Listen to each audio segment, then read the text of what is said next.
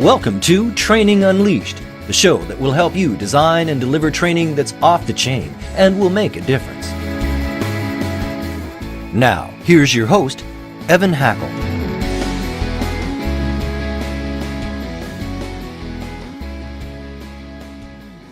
Today we have an absolutely fabulous guest. His name's Jeffrey Hayzlett. He is the chairman of the C-Suite. I've gotten to know him really well, and this is a dynamic person, a person I think has ideas and concepts that are really breakthrough. One of the things that I love about him is his new book, Think Big and Act Bigger. So let me just start with the simple question. What's it mean to think big and act bigger?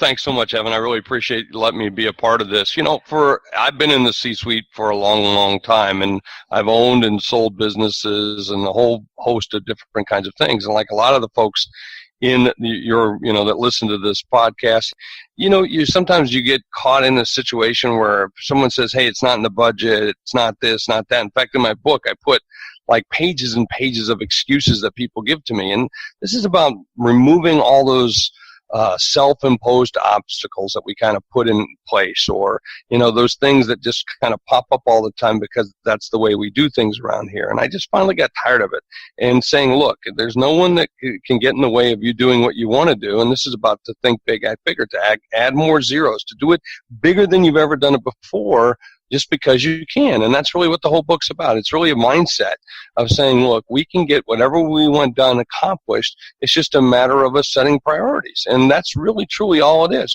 I mean, who says you can't do these things? Is there some unwritten rule? Is there some written rule? Well, then change the rules, and that's what this book's all about. And, I was a chief marketing officer at Eastman Kodak, and there was a place with lots of rules. In fact, they used to have manuals of rules, and it just used to drive me crazy of the people who say, well, we can't do that because it's not in the budget. We can't do that. We can't activate social media content because it's Thursday and it's better to activate it on Tuesday. Get over that. This is about making sure that you put those things in front of you to really make progress.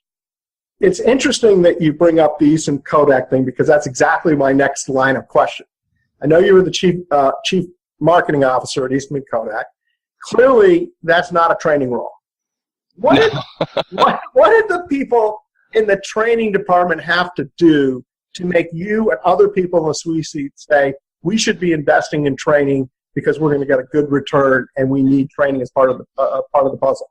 You have to be an idiot not to invest in training. Let me just put it that way, because, that's what it's all about. You should be about continuous improvement.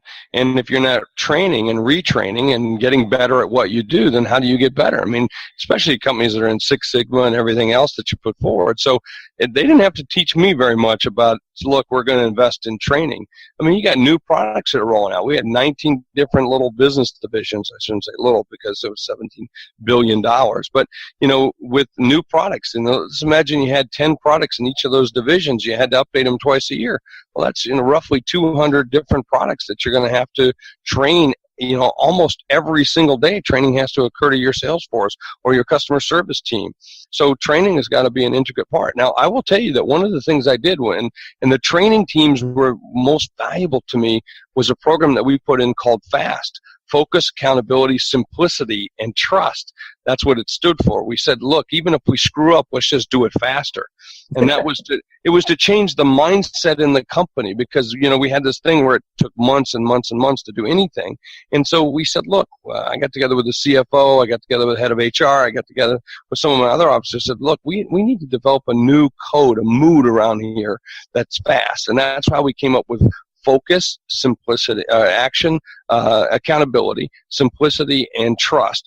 When it was really in each of those domains, and our training team really took that out and adopted that, and it became our fast movement to try to do things. And again, even if we screwed up, we wanted to do it faster. I like that. I really do. I think a lot of times part of what gets lost, particularly in efforts around training, is the why we're doing it. And you so clearly identified the why. Yeah. And I think that's really critical. Let's take the why to the person. Yeah. Right? You talk a lot about you as a person having your own identity within an organization. Tell us about that. Well, I think you got to own, you got to own your stuff. I mean, so in terms of having your own identity, your own brand, your own sense of who you are, brand is nothing but a promise delivered. Now, you can have a brand for a company. What's the promise of the company? But you got to have a brand amongst yourself in terms of the company. What are you going to deliver for the company? What are you going to own? How are you going to be that entity in itself? When they see you, when typically they see most of the C-suite, they see, Jeff Hayzlett, they see Kodak, or they see the company. And today I'm the chairman of the C-Suite Network, so everyone now sees me as the C-Suite Network or C-Suite TV, because I'm doing a lot of television. So, those are the things you want people to associate it. So when they see you as a trainer, for instance, those people that are watching today, what do they see? Do they see improved education? Do they see career advancement? What is it that is your promise delivered, and how are you delivering it? Do you think that people how do people do that? That may be a better question. Deliver How do you determine? Deliver it. First of all, deliver it. I mean, Okay. so, look, what's a brand? Again, I get into this promise delivered. So if you're accountable, if you're reliable, if you over deliver, if you're nice, if you're, all those things are part of your promise of how you deliver and be yourself. When people see me, I think they see brash, they see bold, they see loud.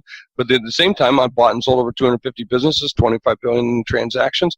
And so I think they see that success over and over and over and over again.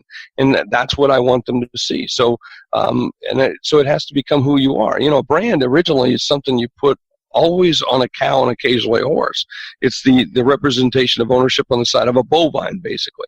But really, it's been transferred to this entity of who you are, or your promise delivered. And it's not colors, it's not schemes, it's not all the things that we have, in the background I have here with my books and signs and so forth. So the way in which we put forward, what we look like.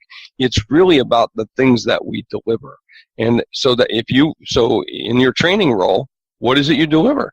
You don't teach people. You deliver results. You teach people in order to bring them forward to deliver the things they're supposed to deliver. You're delivering success, so that you should speak of it in those terms. No, I totally agree, and I think every person's a brand, whether they think they are or aren't. Mm-hmm. And either you can control what your brand is, or you can let everyone else brand you. Yeah, because the customer owns it in the essence, and that's, in the end, that's who owns it. The perception of you, that brand, that's who owns it. I mean, you might deliver it. Now, you can change that. If you're always going to be late, you're unreliable, and you're incompetent, well, you can change those things. And so you can start to be more reliable and more competent, and you can, and I can see you in the workplace as that kind of person that I want to work with. Training Unleashed is brought to you by Total Training, specializing in e-learning and interactive online training solutions for corporate, government, nonprofit, and franchise organizations. Total makes effective training easier. Just go to Tortal.net to gain access to real-world tools that can make a difference. That's Tortal.net. Tortal. Tortal.net. I've got a question on my list. I got the question from you. The answer seems obvious to me. You've asked me to ask it, and I'm going to ask it to W. Is passion good or bad for business, and can you succeed without it? Passion's good, but you can't succeed just with it. I mean, the people at Kodak were passionate, and yet, last year I left the company 6 years ago, and a year ago they went bankrupt. Well, you can't have passion alone. Passion alone is not going to deliver. I mean, look, I'm from South Dakota. I love pheasants. Pheasants, to me, it's a state bird of South Dakota, by the way, but I love to watch them run around and see them and their little tail feathers, and I like to get a gun, hunt them down, and kill them. I mean, I'm a passionate person about hunting pheasants, but I was also passionate about raising pheasants. I tried to corner the market on pheasants until I realized there wasn't one. And one night I had 3,000 acres I invested in with all these other investors, and we grew pheasants, we raised pheasants, and we tried to corner the market on it, which was a stupid mistake on our part, but that's a different book. And then one night we had 10,000 pheasants look up in the sky during a torrential thunderstorm, and they drowned. I mean, these are some stupid birds. So it takes more than just passion. It takes, the ability to recognize there's a market, ability to know what you're doing, be competent at the things that you can do. So, that's the key thing. And passion can carry you through a lot of different things, but it won't make up for if you suck, or if your product's not delivering, or if you're not doing the things you said you're going to be doing. There is no doubt about that. It's ultimately what you execute. So I think you're making a great point. People have called you pig-headed, irrational before, but you say it doesn't bother you. Heck Why no. does it bother you? In fact, you think it's a good thing for leaders to be a little pig-headed. Well, I think you got to put a stake in the ground. Look, in one of my shows, I did a show on Life Technologies out in San Diego, Carlsbad, San Diego area. Life Technologies is a $4 billion technology company, or biotech company, recently sold to Thermo Fisher a couple of years ago for about $13 billion. I went in and did a show with them to talk about, how they were changing life and mapping the human genome, and then what did it mean for the implications of what we do as a human being. So in there, I was interviewing the CEO, and he was speaking at a Harvard Business MBA alumni event. And he put up on the wall a slide, which I thought was crazy at the time, and he said, leaders must be irrational. And I thought, what? Are you freaking nuts? What do you mean irrational? If anything, he's a publicly traded company, in a biotech company, which if anything, they should be rational, and scientific and exact. And as a public company, you can't be irrational. You can't do that. They'll kill you, in the marketplace. And then what he said sometimes leaders, we're here at point A, and we need to go to point B, but what we need to do is tell them we're going way over here to C. And it might seem irrational to everybody in the company in order to drag them and drag, that whole group to B. And I thought, brilliant. And that's what it means to be pig-headed sometimes. It means that a leader must stand for a certain level of quality, a certain level of output, a certain level of margins, a certain level of SG&A. Just like the folks that are listening here for training, you got to stand for a certain type of course development, a course deliverance, or the quality of the course and what must be included in order for it to be effective. That's what leaders have to do. And it has to happen every single day. And I thought that was a great, great point. So yeah, it's okay. You can call me pig-headed all you want. I love what you're saying. And so many times what I see in this world is so many people that are shackled with can'ts. Yeah. Can't this, can't that, can't this. Yeah. And to your title of your book, Think Big, Act Bigger, is sometimes you need to be bold. And if you feel like, God, all people can do is accept less, or they want to cut the budget. But what's that bigger idea that's worth investing in that people will see when you're spending all your time going the other direction? So yeah, it happens. It happens all the time, Evan. It's like saying, imagine the folks watching this. You say, well, we can only get so many people there. Well, no, we can offer this to everybody. It's like my team came to me one time and said, well, we can only, like, social media follows a bigger thing for me. I got like 260,000 Twitter followers. And back early on when I first got started, I was telling the team, look, we had to move from 25. I need you to get me to 50,000 followers, or maybe it was 100. And yeah, I think it was 100. And so they came back to me with a plan to get me 50,000 followers, Now this is organic followers. This is real stuff. How do we do it? What do we have to do? Because you have to spend a little money. You have to, get in front of people, buy some ads and so forth. And you have to, do some campaigns. And so that's going to cost money. And they came back to me and said, well, we can only get you to 50. We can't get you to 100 in the time frame and the budget. And I said, what do you mean the budget? And they go, well, what we're going to spend. I go, who gave you a budget? I told you to get me to 100,000, not to 50. I said, it's up to me to determine whether it's a good cost or not, a good effort of our time, a good use of resources. I said, get me to 100. Can I do the value of 100? Now I know the value of 250,000. Now I want $500,000 or $1 million. Those are the things. And why did I limit myself? Why did I say, just get me to 100? I shouldn't have never said that. I should have said, get me to $1 million. And I wish I would have said those things. So we put these self-imposed limitations all the time, these can'ts that you mentioned, that all the time we say, well, we can't do that. Bullshit. Yeah, you can. You can do whatever you want to do. It's just a matter of, can you make the choices that you need to make? Life is like a big teeter-totter or a seesaw. I mean, when we were kids, if you sit on one side, it's got to give on this side.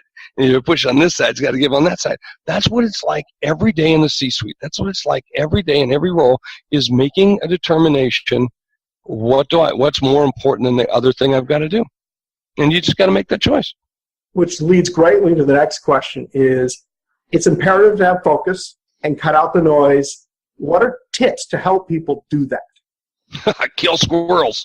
Okay, squirrels. Okay, there's a movie called Up. I love this movie. It's one of the most beautiful movies. It's touching, heartfelt, got great story in it.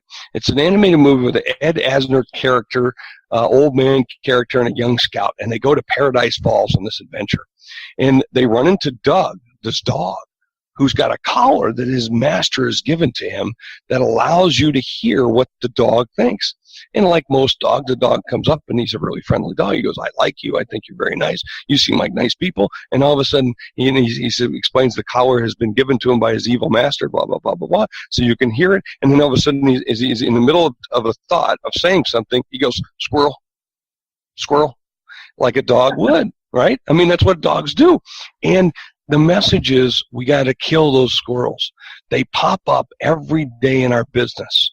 And it's up to you to determine to kill the squirrels, to put them aside, because that's what happens in business all the time. If it's not focused in on the things you're focused on, then why are you focused on focusing on those unfocused kinds of things that pop up? And that's really what that's about. And it's no more than that. Now, I actually do some other things, like I create a triangle of time. Most people put the most important things up at the top. I do that. Most important thing at the top, the next, and the next, right? The good, the better, the best. And then I flip the calendar or flip the triangle, and then that's my time frame. And I spend more time with the little things and then less and less. And so those are some really, to me, really simple tips. And I actually take the calendar, write it, and then I flip it and then put it back in the big base at the very top. And that's where I spend most of my time, because those are the things that are going to mean the most to my business, or the most to my, being effective as a leader, as a trainer in the company. We're so glad you're listening to this episode of Training Unleashed, brought to you by Tortal Training. The difference between Tortal Training and other online training companies is we're primarily a training company with technology, rather than a technology company that does training. Want to find out more? Just go to tortal.net. That's Tortal, tortal.net. I want to talk a little bit about management. A lot of people on this in this webinar manage people, and you have a thing called the Caitlin Rule. Yeah. And I think it'd be great for you to explain that.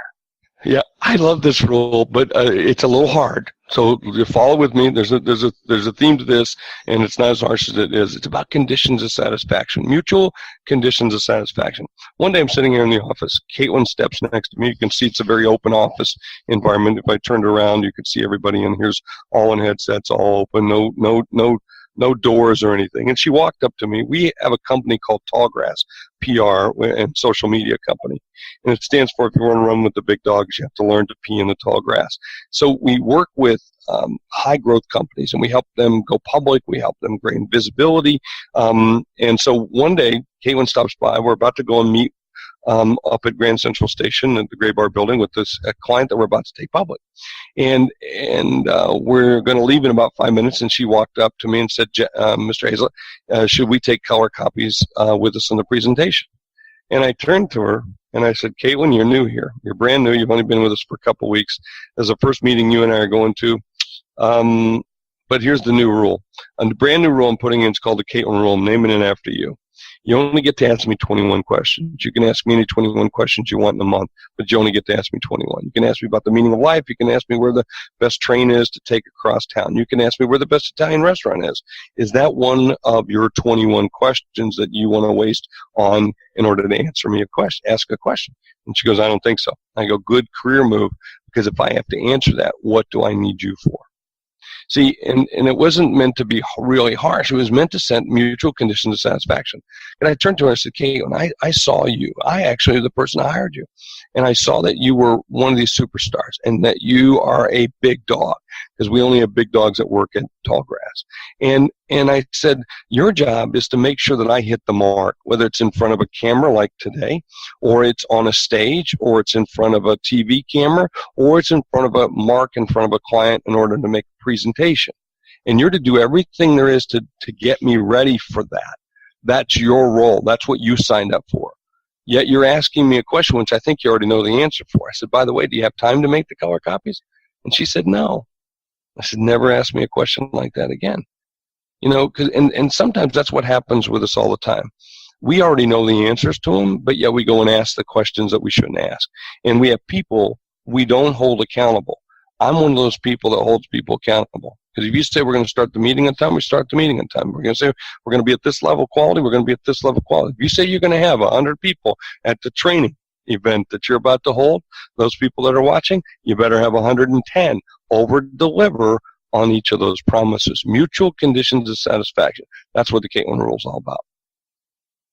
I love the rule. And I think it's really, people spend a lot of time managing when all they're really doing, in my opinion, is crippling the people they're managing and not allowing them to do their jobs. And we always are at fault to that, Evan, as you well know. As leaders, sometimes we get verbose. Sometimes we get a little bit hearing about ourselves. We talk about it, and I got to do more and more of that. I focus more and more on my time. When I wrote the book, Think Big, Act Bigger, I actually made the Caitlin Rules the very first story in the book. I love telling stories, and that was the very first story in the book I opened up. By the way, Tallgrass, I'm a client and can't say enough good things about them. Thank you. And I will say this, they do what you say. Because like within the first month, they got me into Inc. magazine as one of the quoted people. And it was great. And they were thinking big. And if they had asked me, you think you could get this, I would have said no. Yeah. So that's good. That's good. I'm glad to hear that. I'm not involved, as you well know, in the day-to-day stuff of most of the clients that they do. I'm chairman of the company and invested and started it. And then once the team goes, they go. And I stay out of their way. And they pull me in when they need to. And that's what, in my opinion, great leadership is about. Let's talk about cadence. And I know cadence is important to you. Why is it important for a company to have cadence? It's the energy of the company. When you watch a television show and you turn on the West Wing, you see people running around in the background all the time. It's fast-paced. When you see CSI, it's fast-paced. Then when you watch the Downton Abbey, it slows down, right? That's what I'm talking about, cadence. So when you walk into your office and just look around, watch the email flows, watch the way in which the meetings are held. What's the cadence? And because that becomes part of the culture of the company. And I think it's important for, if you want to grow faster, if you want to be faster, you have to have a faster cadence. And you have to have a different kind of mentality. It's like when the office here, someone says, oh, it's cold. I go, hey, work harder, warm up, and it was just my fun way of saying, let's just keep moving, keep moving, keep moving. And so I ask you to think about what is the cadence that you operate with, and is that match where your goals are for the company and where you want to take the company? Because if it doesn't, guess what? You won't. And so that's a thing. And that's, in the military, they have a cadence, they march to. And so companies have the same kind of cadence. You can see it in the email flow. You can see it in the meetings. You can see it, in everything that you do. And my question is to you, as leaders, as trainers, as people who are helping to set that cadence, what's the cadence that you want to lead with? It's interesting because as you sit back and I think about this, it really comes right back, in my opinion, to the Caitlin Rule, right? Because if there's always that check back, where you have to make sure everything's okay, so you check, they check, everyone checks up the line, your cadence has got to be incredibly slow. Oh, and you see that in companies as they start to put more rigor into it, and I think you need to take less rigor out of it and open it up. And I think speed. Even look, what happens if you make a mistake? By and large, in a company, is anyone gonna die? That's the question I'd ask you. I almost named the book "No One's Gonna Die." Because I really think that we need to operate a little bit more like that. It's okay to make mistakes. We make mistakes all the time. What's wrong with that? Did anyone die? No one died. Okay, could it have been better? It could always be better. Okay? So it's, if you get it in, it's like I used to have a description for a product that we made at Kodak that someone came up with. It was offset class. Now, it was a printing product. So it wasn't offset, but it was offset class, which means it was in the category of offset printing. And, and again, I think that's a great way of being able to say it. It's like when I was years and years ago, it was 15 years ago, selling what was a printer, output for a commercial printer. And I said, let's call it business class. And they said, well, why are you calling it business class? I said, well, because you can't call it. I said, because the color was different. It wasn't what we'd call offset class quality, which this is offset class. It was just a little bit below that. And someone said, well, why are you going to call it business class color? I said, because you can't call it shitty color. So, you have to come up with just a different way of being able to say what those things are. And I think that's a good way of doing it. So, it's like we can sell it. It's not that, but we can sell this. And this is how we do it. Well, look, I have a saying, which is, I hope my biggest failure is yet to come. Yeah. The minute it is not, it means I have given up trying. Yeah. And there are, back to your thing about think big, act bigger. When you lose the mentality that you are thinking big, you are accepting mediocrity, and I can't think of anything worse. Of course, I've read your book and been inspired by it. So you're just. Well, I appreciate that. But, it's amazing sometimes that make mistakes like that. People are they're just freaked out about having to do that sometimes. And, somebody says, they always ask me in an interview, what's your biggest mistake? I said, I don't know. I haven't done it yet. And that's the way I respond back, because I literally, I forget them all the time. I do a lot of them. I got a ton of them. Some of them I remember a little bit easier, but most of the time I have to really think about them, because I'm so focused on winning fast, not failing fast. And I think there's a difference too. Someone once asked Thomas Edison, they said, you failed 10,000 times to make the light bulb. He said, no, I made it 10,000 ways to make it better. So again, I think that's the way we want to go at it. Don't fail fast, win fast. You're going to fail. Trust me. You are, if you're any great character, any great performer, anyone that's looking to get better, training, especially all you trainers, you find a different way. Yesterday, I was with a group of professional speakers who just graduated from a speakers academy. And were they great? Well, to them, they were great. To others, not so great. They have room for improvement. And I was talking to a number of them, and I said, look, I'm in the Speaking Hall of Fame, with Zig Ziglar and Norman Vincent Peale and Art Linkletter and Ronald Reagan, which is a very austere body, but yet I got a long ways to go in order to be able to be even better than what I am today, and I'm pretty damn good. So I sound like Trump there for a second, but no, you don't, because you have humility. Well, but that's a key thing. I think you have to always look to improve. It's got to be continuous improvement all the time, and it's never going to be perfect. Quickly talk about the servant mentality and how to become a better leader.